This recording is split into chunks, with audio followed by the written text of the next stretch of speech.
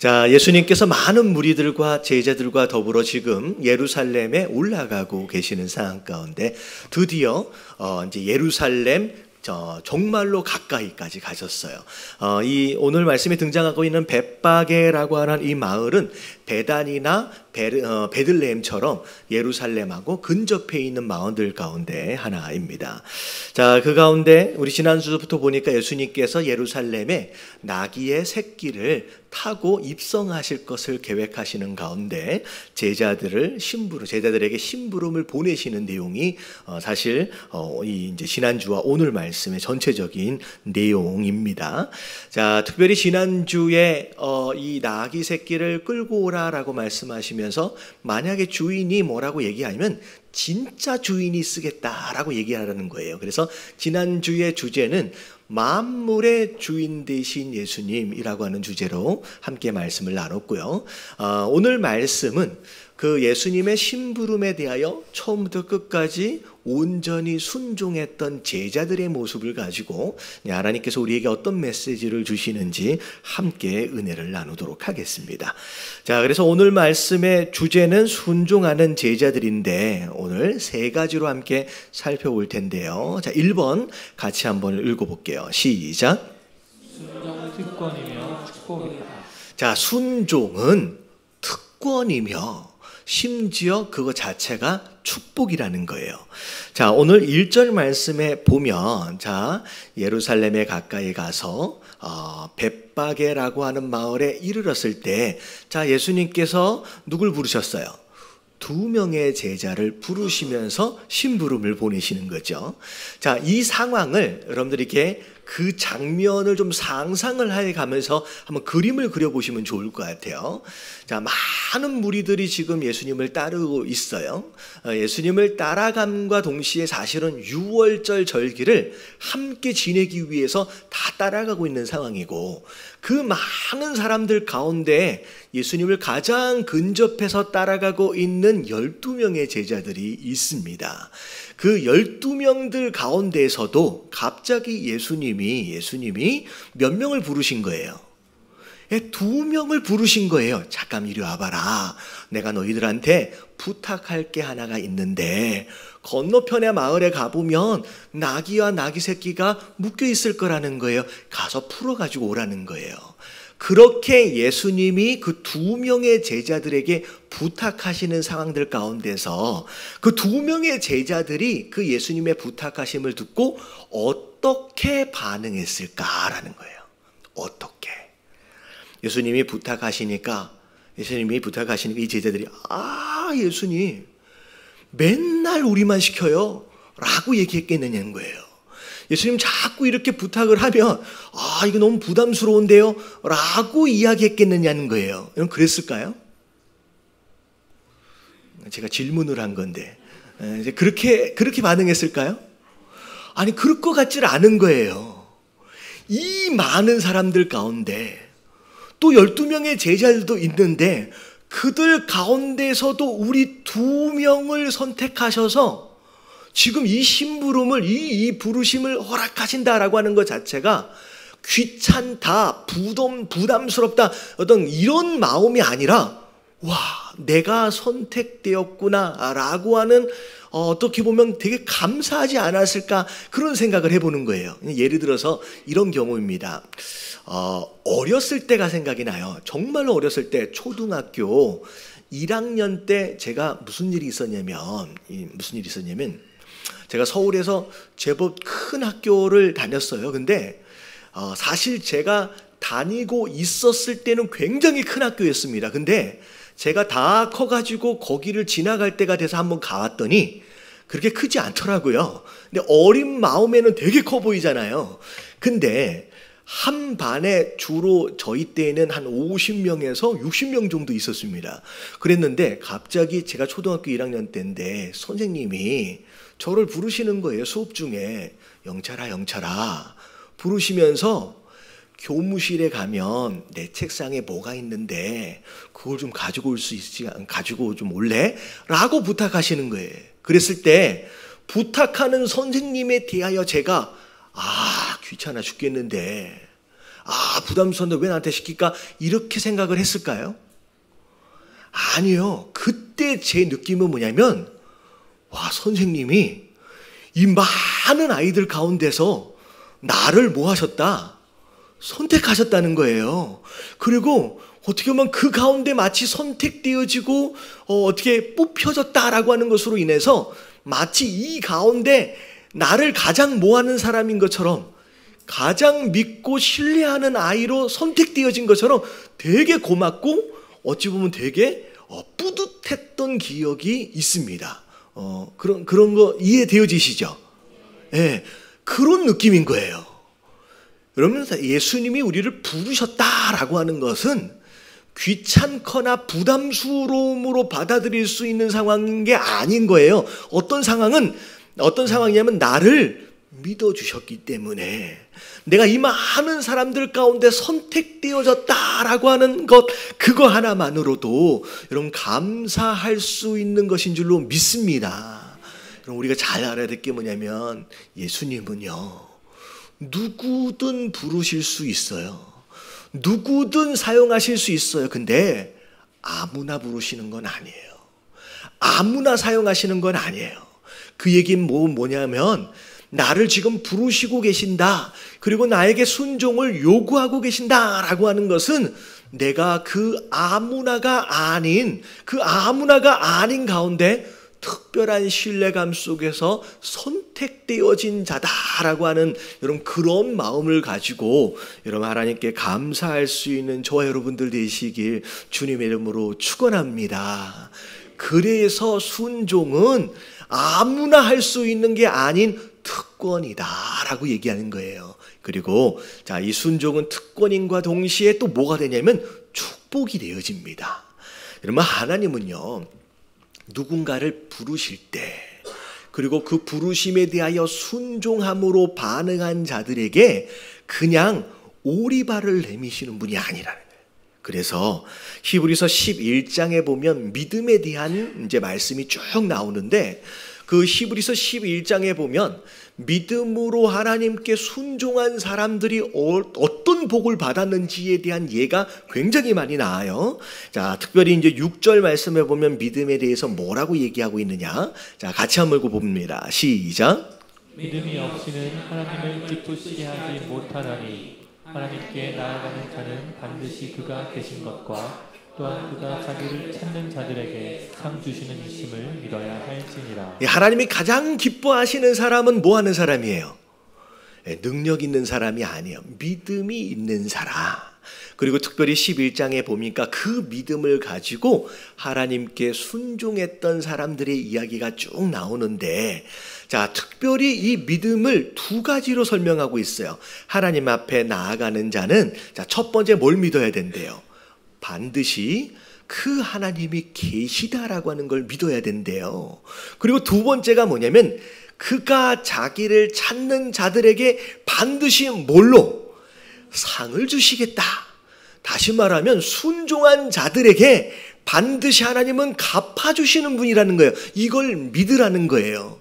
여러분, 믿어라 라고 말씀하시는 건 곧 그분이 실망시키지 않으시겠다라고 신실함에 대한 약속을 하고 계신다라고 하는 거예요. 여러분, 우리의 순종을 통하여 하나님께서 반드시 합당한 상을 허락해 주실 줄로 믿습니다. 그래서 어떤 목사님이 그런 말씀을 하시더라고요. 순종, 부르심에 대한 순종은 축복의 마중물과 같다라고 하는 표현을 하시더라고요. 여러분, 마중물이 혹시 뭔지 아세요? 마중물? 많이 들어보셨을 것 같은데, 그 옛날에 시골에 가면, 요즘에는 거의 없을 것 같은데, 이 펌프 있어요. 물 펌프. 이 밑에서부터 이제 물을 끌어올릴 때 쓰는 펌프. 근데 이 펌프가 작동을 하려면 어떻게 해야 되느냐? 그냥 막 이제 펌프질만 하면 올라오는 게 아니라 물 한 바가지를 떠가지고 그 위에 구멍에다가 붓는 거예요. 그러면 들어간 그 한 바가지의 물이 저 밑에 있는 어마어마한 물을 끌어올리는 압력을 만드는 거거든요. 다시 말하면 우리의 어마어마한 축복은 우리의 무엇을 통하여 시작돼요? 작은 한 바가지의 순종을 통하여 올라오기 시작한다는 거예요. 그냥 하나님 부어주세요, 부어주세요 라고 기도하기 전에 과연 그 축복을 끌어올릴 수 있는 이 마중물과 같은 작은 한 바가지의 순종이 무엇인지를 기억하셔서 여러분 그 순종으로 여러분 이 축복을 불러올 수 있는 거, 여러분 이게 지혜로움이다라는 거예요. 그래서 옆에 계신 분들에게 인사 좀 해주세요. 순종은 특권이며 축복이랍니다. 시작.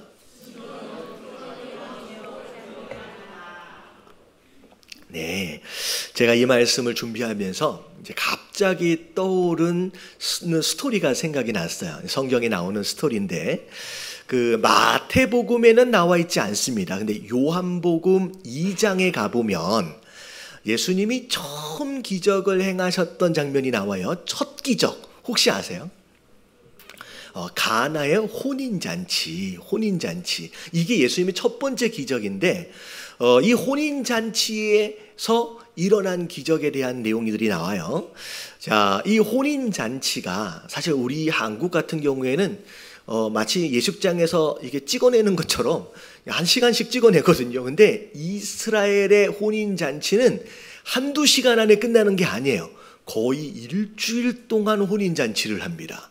그래서 친척들과 가족들과 동료들을 일주일 내내 불러서 일주일 동안 같이 잔치를 하는 거예요. 그래서 이스라엘의 결혼 제도가 어떻게 돼 있냐면 혼인식이 있기 전에 정혼을 먼저 해요. 정혼을 하면 법적으로는 서로 부부가 되는 거예요. 그런데 이 정혼을 하고 난 뒤에 6개월에서 1년 뒤에 혼인잔치를 하는데 그 6개월에서 1년 정도의 기한을 두는 이유가 뭐냐면 부부가 되기 위한 예절과 여러 마음가짐을 이제 그 1년 동안을 준비함과 더불어 혼인잔치에 필요한 모든 필요들을 준비하는 시간이 6개월에서 1년이에요. 그래서 이 혼인잔치의 음식들 가운데 굉장히 중요한 부분의 음식이 뭐냐면 포도주입니다. 포도주. 그래서 포도주를 정혼을 하는 순간 포도주를 담기 시작하는 거예요. 그래서 6개월에서 1년 정도 되면 좋은 술이 이제 만들어져서 그때 이제 결혼식을 함께 하는데 일주일 동안 혼인 잔치를 하기 때문에 굉장히 많은 포도주가 필요했겠죠. 근데 자, 요한복음 2장에 나와 있는 이 스토리의 내용들을 보면 혼인 잔치가 한참 진행이 되는데 포도주가 먼저 떨어져 버린 거예요. 아마도 이제 예상했던 것보다 더 많은 손님들이 왔던 것 같습니다. 그래서 떨어졌어요. 근데 이 포도주를 금방 어디서 사올 수 있는 게 아니거든요. 지금 거의 1년 가까이 준비해서 만들어낸 거잖아요. 이게 문제가 생기는 가운데 예수님이 이 포도주의 문제를 해결해 주시는데, 자, 아시다시피 뭘 만드셨어요? 여러분, 물로 포도주를 만드시는 기적이 일어납니다.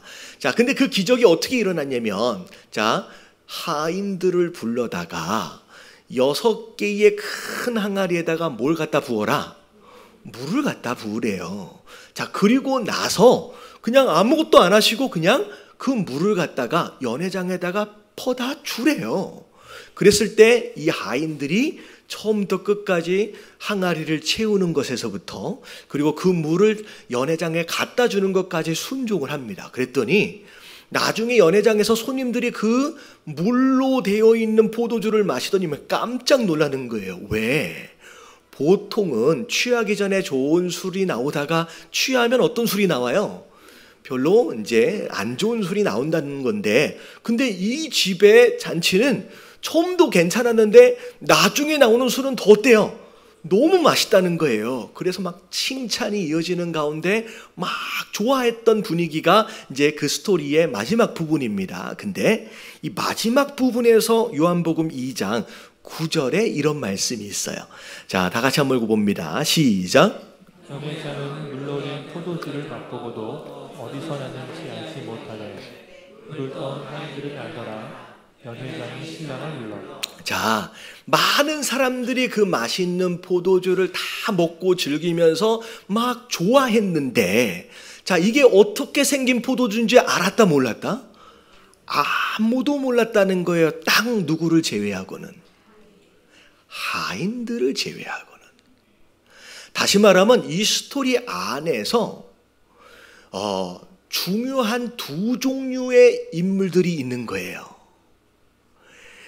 잔치상에 나온 포도주를 맛있게 먹고 막 즐기다가, 하지만 이게 어디에서 왔는지도 모르고 그냥 집에 돌아간 손님들이 있고, 비록 하인이었기 때문에 어쩌면 이 포도주가 무슨 맛인지 맛도 보지 못했을 수도 있지만, 이 포도주가 어떤 과정을 통하여 만들어져 있는지를 순종을 통하여 체험한 하인들이 있었다는 거예요.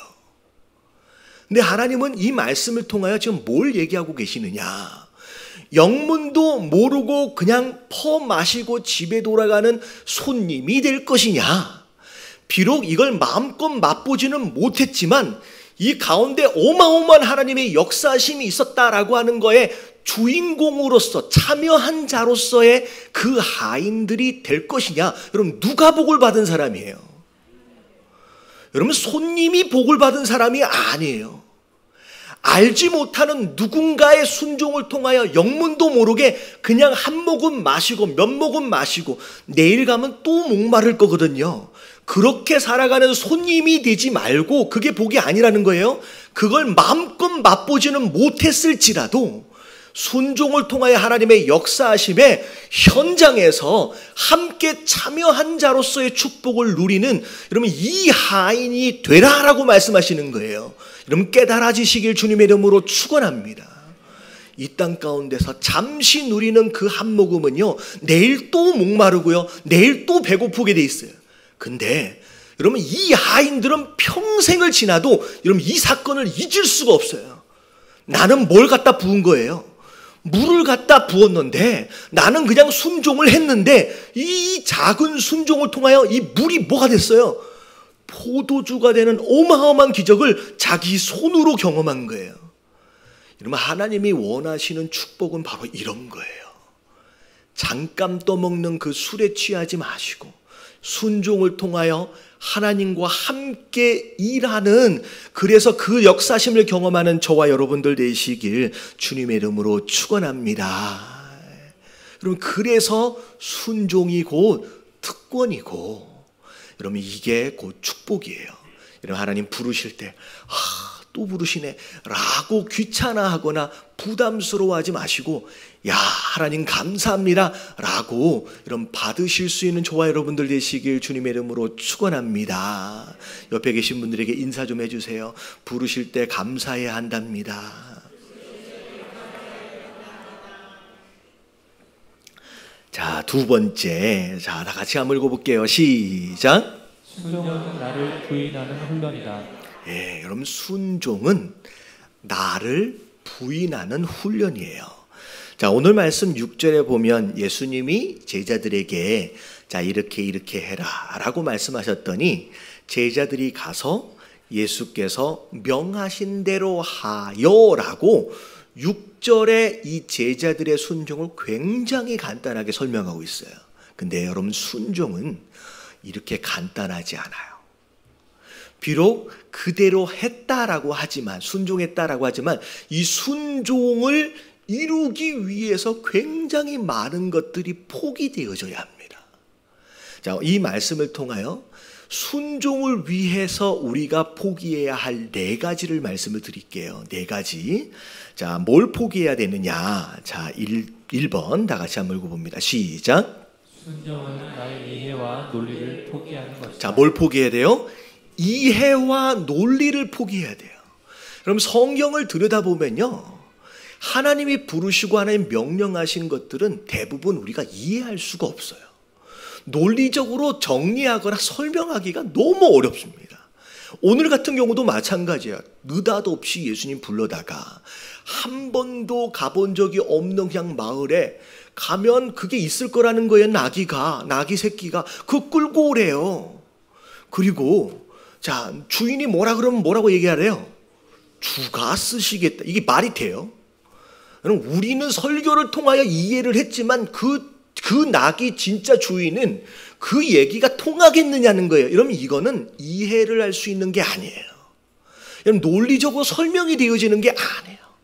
성경의 모든 믿음의 스토리는 다 이렇게 이루어집니다. 갑자기 하나님이 노아에게 나타나셔서 내가 이 땅을 홍수로 심판하시겠대요. 하늘에서 비가 어마어마하게 내린대요. 근데 이 세상에 있는 짐승들 한 쌍씩을 다 담아낼 수 있는 배 하나를 만들래요. 그 배가 얼마나 큰지 이 배를 만드는데 몇 년 걸렸는지 혹시 아세요? 여러분 120년이 걸려요. 여러분 이 스토리 처음 부르실 때부터 과정이 솔직히 논리적인 게 하나도 없어요. 이해할 수 있는 게 하나도 없어요. 근데 노아는 왜 그래야 되는지 하나님이 구구절절 설명해 주시지 않으셨음에도 불구하고 그냥 거기에 순종을 합니다. 아브라함을 부르셨을 때도 나이 75세예요. 아들 하나도 없어요. 근데 하나님 뭐라고 말씀하세요? 내가 너로 하여금 민족의 아버지가 되게 하겠다. 하나님 말이 좀 되는 얘기를 하십시오 라고 이야기하지 않고 그 하나님의 부르심에 순종하는 거예요. 여러분 하나님의 부르심을 이해하고 여러분 논리적으로 설명하기 시작하면요, 여러분 절대 순종할 수 없어요. 여러분 부르실 때 이 이해와 논리를 포기할 수 있는 저와 여러분들 되시길 주님의 이름으로 축원합니다. 두 번째, 자, 뭘 포기해야 되느냐? 같이 한번 읽어봅니다. 시작. 순종은 나의 뜻과 계획을 포기하는 것이다. 두 가지 뜻과 계획을 포기해야 돼요. 자, 오늘 말씀에서 만약에 예수님이 제자를 부르시는 거예요. 자, 이리 와 좀 와봐라. 자, 지금 저 앞에 건너편 마을로 가서 나귀 새끼 좀 풀어가지고 와라 라고 부탁하니까 제자들이 예수님 제가 다른 계획이 있어가지고 지금 바빠서 지금 안 되겠는데요. 나중에 부르시든지 다른 제자를 좀 쓰시면 안 될까요? 만약에 그랬다라고 한다면 여러분 이 두 제자는 쓰임받지 못하는 거예요. 그럼 내 계획을, 내 뜻을 주장하기 시작하면요, 여러분 아무 순종도 해낼 수가 없습니다. 없습니다. 결국은 순종은 내 뜻과 계획을 포기하고 내려놓는 것에서부터 가능해지기 시작한다라고 하는 거예요. 많은 사람들이 몇 년씩 신앙생활을 하면서 결정적인 순간 순종을 못해요. 이유들이 뭘 것 같아요? 바로 이런 것들이에요. 하필이면 부르실 때 꼭 바빠. 하필이면 부르실 때 꼭 더 중요한 일이 생겨요. 여러분 이러면 순종이 될 수가 없다라는 거예요. 여러분 내 뜻과 계획을 포기할 줄 아는 저와 여러분들 되시길 주님의 이름으로 축원합니다. 자, 세 번째 포기할 게 뭐냐? 자, 다 같이 한번 읽어볼게요. 시작. 순종은 나의 취향과 감정을 포기하는 것이다. 네, 예수님이 부르셨어요. 그랬더니 이 제자들 중에 하는 얘기가 뭐냐면 예수님, 저는 그런 거 잘 못하는데요. 예수님 아시잖아요. 저는 그런 거 하는 취향이 아니에요. 그런 거 제일 싫어하거든요. 여러분 이랬으면 여러분 쓰임 받을 수 있어요, 없어요? 없어요. 또 부르셨더니 예수님, 오늘 제가 아침부터 기분이 영 아닌 것 같아요. 그래서 오늘은 날이 아닙니다. 내일 하면 안 될까요? 여러분 이러면 쓰임 받을 수 없는 거예요. 예를 들어서 이런 거예요. 이렇게 찬양팀 이렇게 앞에 나와 있잖아요. 근데 예를 들어서 아침에 교회 가려고 준비를 하는데 남편이랑 대판 싸웠어요. 근데 싸우고 와서 여기 앞에 서서 예배를 찬양을 하려니 이제 은혜롭게 찬양이 돼요, 안 돼요?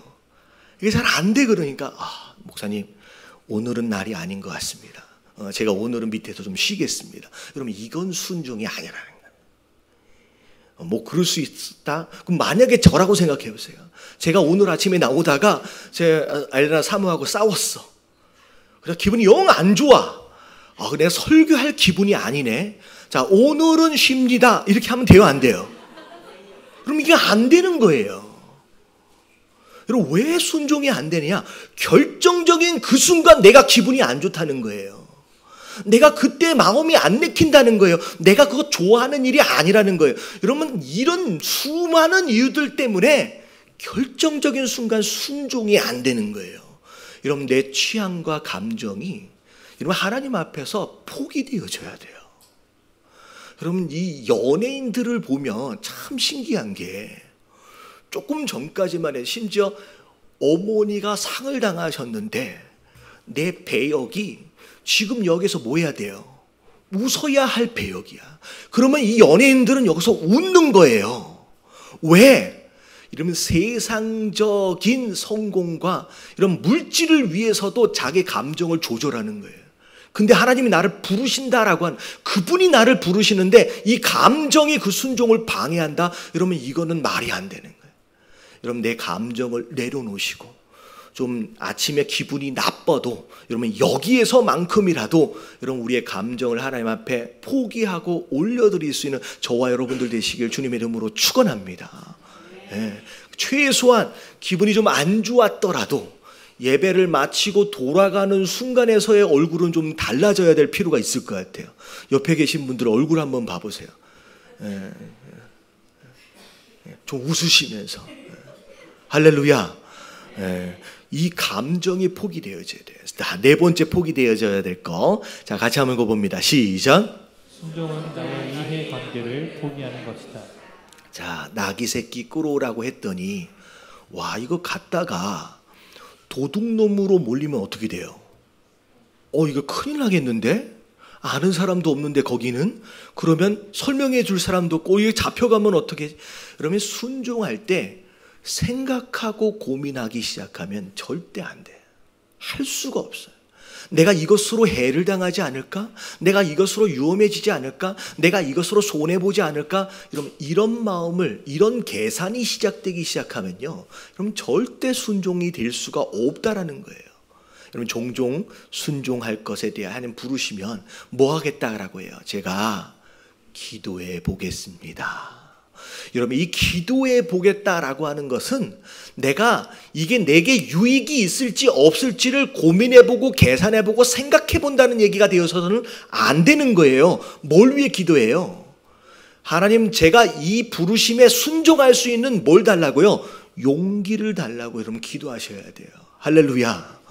여러분, 기도하겠습니다 라고 하는 표현이 내가 좀 더 생각해보고 계산해보고 이게 내가 유리할지 내가 손해보지 않을지 내가 좀 더 계산해보겠습니다 라고 하는 변명에 또 다른 언어가 되어져서는 안 된다는 거예요. 하나님, 내가 이 부르심에 순종할 수 있는 용기와 담대함을 주시옵소서. 여러분, 이게 기도의 제목이 되어야 돼요. 왜 여태껏 이 순종이 잘 안 되어져 왔느냐? 여러분, 이 네 가지가 내려놔지지 않는 거예요. 결국 이 네 가지는 누가 포기되어지지 않은 거예요.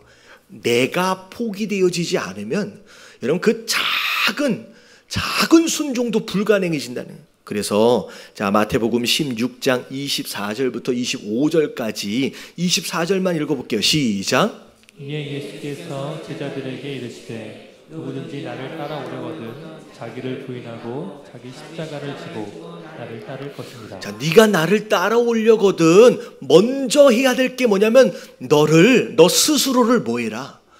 부인해라. 이 부인하라는 얘기가 방금 이 네 가지를 포기하는 걸 얘기하는 거예요. 이걸 내려놓으라는 거예요. 그리고 자기 십자가를 지고 나를 따르라는 거예요. 그 다음 말씀을 보니까 누구든지 제 목숨을 구원하고자 하면, 이 표현이 내가 손해보지 않기 위해서, 내가 위험해지지 않기 위해서 계산하고 생각한 거라는 거예요. 그렇게 몸부림치면 과연 그 목숨을 얻느냐? 그렇지 않는데 오히려 잃어버린대요. 누구든지 나를 위하여 자기 목숨을 잃으면, 이 얘기는 죽으란 얘기가 아니라 정말 이 나 자신을 하나님 앞에 포기하는 순간 다 찾아올 수 있다, 다 누릴 수 있다라고 말씀하시는 거예요.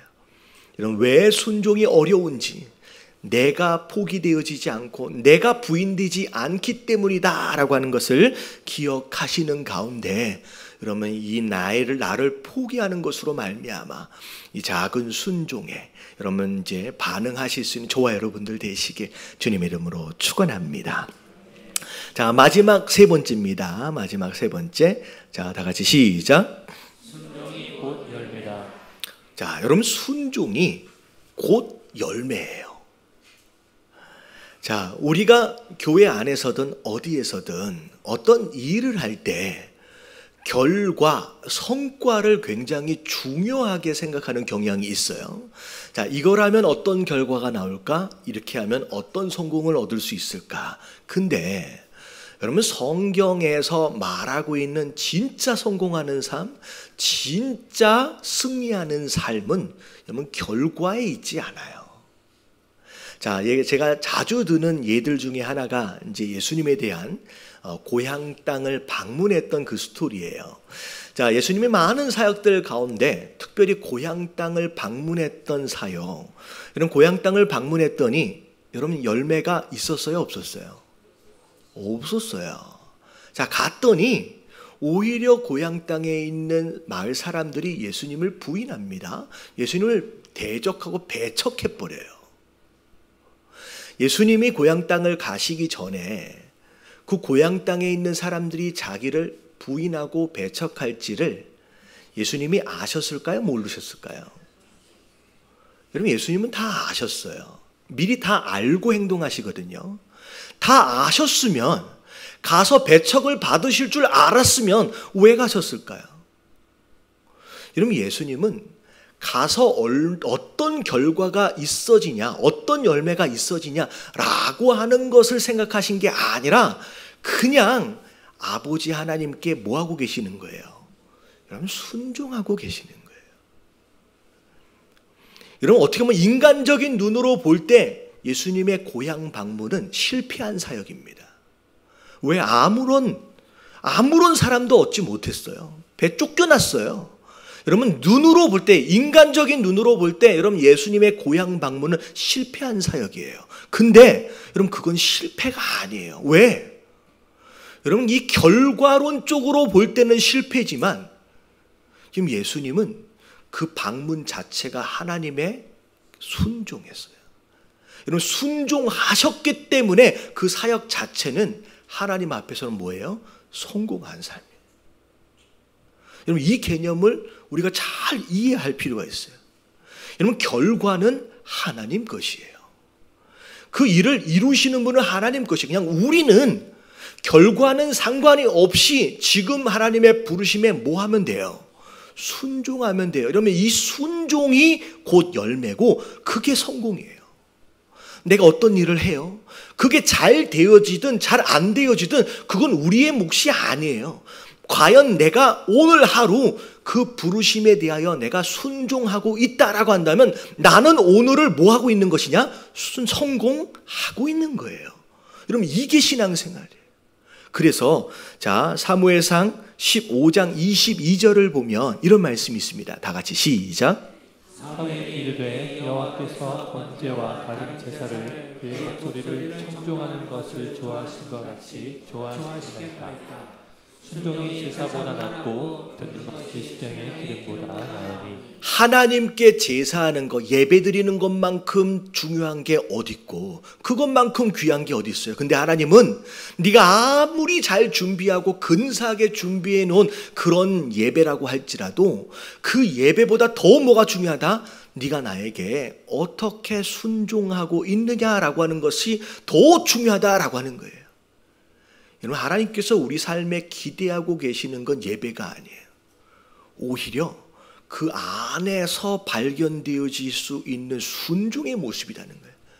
여러분, 이 순종이 곧 열매고, 여러분 결국은 이 순종이 믿음의 증거예요. 그것만이 하나님을 기쁘시게 해드릴 수 있다라고 하는 거, 여러분 깨달아지시길 주님의 이름으로 축원합니다. 그래서 우리가 교회 안에서든 어디에서든 이 성과주의를 버려야 돼요. 어떤 결과가 나올 것이냐라고 하는 거에 집착하기 시작하면요, 우리가 유혹에서부터 벗어날 수가 없어요.